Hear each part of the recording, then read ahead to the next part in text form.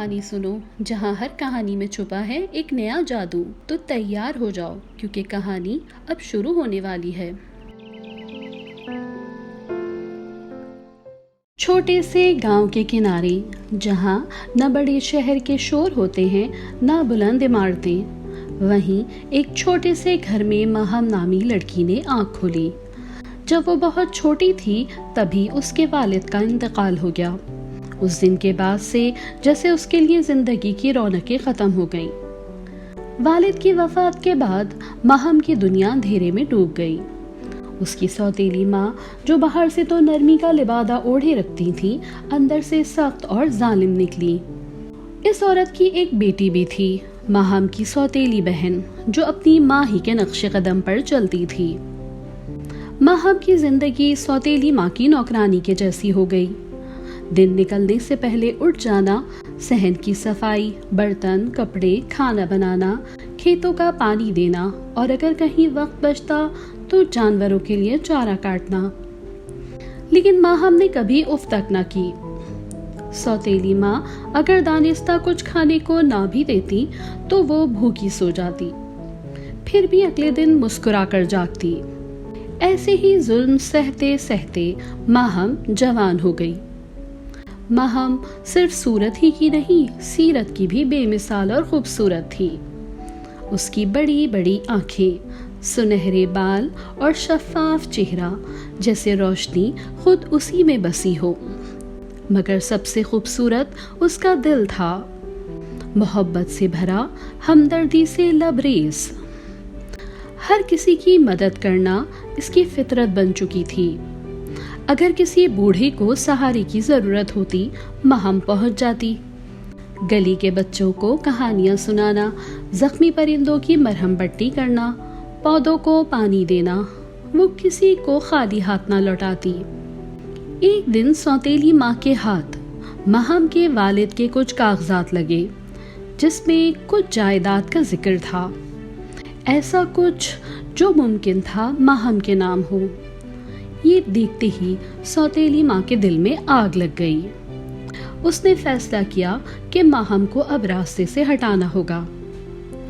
ایک رات جب ہر طرف اندھیرا چھایا ہوا تھا اور آسمان پر چاند بھی بادلوں میں چھپ گیا تھا، سوتیلی ماں نے ماہم سے کہا، جاؤ کنویں سے پانی بھر کے لاؤ، گھر میں کچھ بھی نہیں بچا۔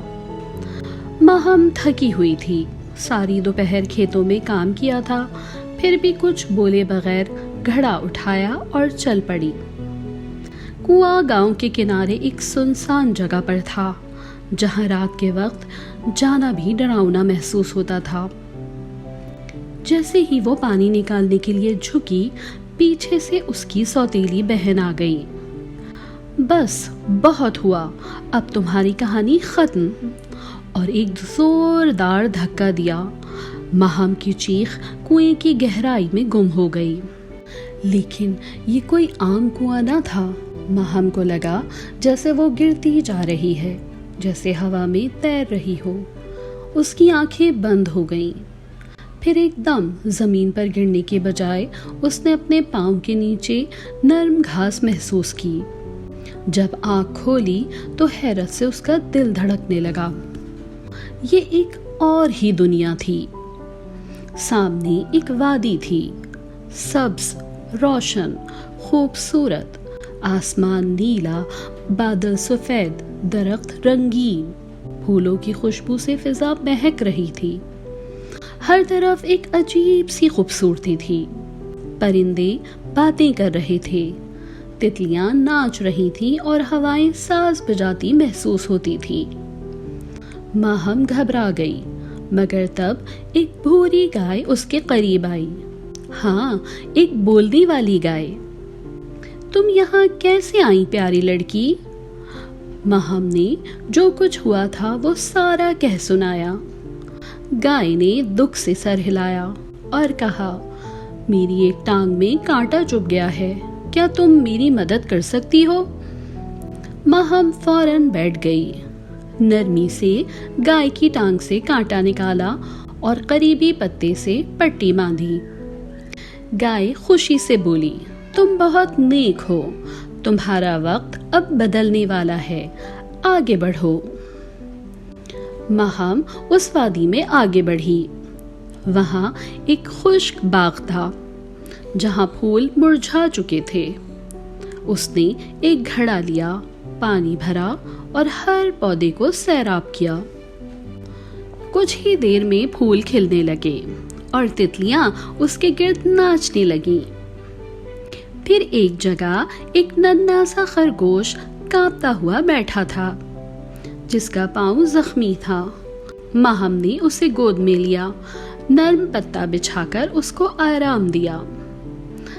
آگے بڑھتے ہوئے اسے ایک بوڑھی عورت ملی جو جھاڑو سے صفائی کر رہی تھی، مگر اس کے ہاتھ کانپ رہے تھے۔ مہم نے اس کا کام سنبھال دیا، صفائی مکمل کی اور اسے ٹھنڈا پانی پلایا۔ وہاں سے آگے بڑھی تو 2 چھوٹے بچوں پر نظر پڑی جو بہت اداس لگ رہے تھے۔ مہم نے پیار سے پوچھا، کیا ہوا پیارے بچوں، آپ کیوں اداس ہیں؟ بچوں نے مہم کو بتایا کہ ان کی امی بہت بیمار ہیں اور ان کے بابا بھی کسی کام کی وجہ سے گھر پر موجود نہیں ہیں۔ مہم نے کہا، مجھے اپنے گھر لے کر چلو۔ مہم ان کے گھر گئی۔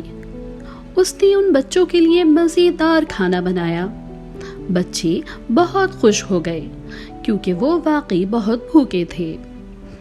مہم نے ان کی امی کے لیے دلیا بنایا، ان کے گھر کی اچھے سے صفائی کی، مرغیوں کو دانہ ڈالا اور بکریوں کو چارہ دیا۔ ان بچوں کی امی نے مہم کو بہت دعائیں دی اور کہا، تم بہت پیاری بیٹی ہو۔ خوشی سے مہم کی آنکھیں بھر آئیں۔ ہر جگہ، ہر شخص، ہر جانور اس کی تعریف کرتا، سب اس سے محبت کرنے لگے۔ آخر ایک دن وہ وادی کی ایک پہاڑی پر موجود سفید محل کے سامنے پہنچی جو بادلوں میں چھپا ہوا تھا۔ محل کی چوکھٹ پر وادی کا شہزادہ کھڑا تھا، گہرے سیاہ بال، سبز آنکھیں اور دل میں روشنی۔ اس نے جب مہم کو دیکھا وہ ٹھٹک گیا۔ کون ہو تم؟ بس ایک مسافر جو بھول چکی تھی کہ مسکراہٹ کیا ہوتی ہے، مہم نے ہلکی سی مسکراہٹ کے ساتھ کہا۔ محل کے پرندے، تتلیاں، جانور اور بزرگ سب شہزادے کو بتانے لگے کہ مہم نے کس کس کی مدد کی، کس طرح بغیر کسی لالچ کے سب کے دل جیتے۔ شہزادے نے مہم سے کہا، تم اس وادی کی رانی بننے کے قابل ہو۔ مہم چونکی، میں رانی؟ ہاں، کیونکہ تم نے ثابت کیا ہے کہ خوبصورتی دل سے ہوتی ہے اور تمہارا دل سب سے حسین ہے۔ شادی کا جشن ایسا تھا جسے دنیا نے کبھی نہ دیکھا ہو۔ ہر طرف رنگ برنگے پھول، ہوا میں جگمگاتی روشنی، پرندے گاتے، تتلیاں ناچتی، گائے، چڑیا، خرگوش سب شریک ہوئے۔ مہم اب اکیلی نہ تھی، اس کا اپنا خاندان تھا، شہزادہ، محل، دوست، محبت، سب کچھ۔ اب وہ ہر صبح تتلیوں کے ساتھ باغ میں پھرتی، گائے کے ساتھ باتیں کرتی اور ہر دن خوشی سے گزارتی۔ اور جو کنواں تھا وہ اب بھی موجود ہے، مگر صرف ان کے لیے کھلتا ہے جن کے دل سچے ہوں اور جو بغیر کسی لالچ کے دوسروں کے لیے محبت بانٹیں۔